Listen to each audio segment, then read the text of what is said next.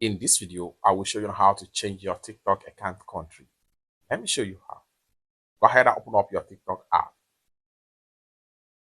Go ahead and click on your profile icon.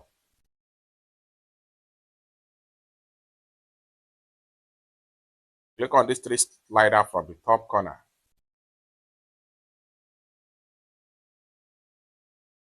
Click on settings and privacy.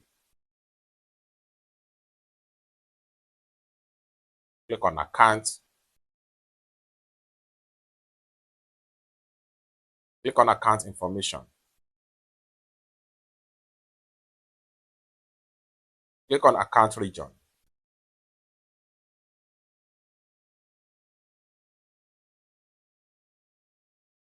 Then here you go. You have all other regions right here. The more you scroll down, the more you see all available region right here. All you have to do is to select any of the region you want to switch to, and the account will be completely changed in terms of region. It's that simple. For more useful tutorial, tips and tricks about TikTok topics like this, consider to subscribe. Thank you so much for watching, and I hope to see you in my next video. Bye for now.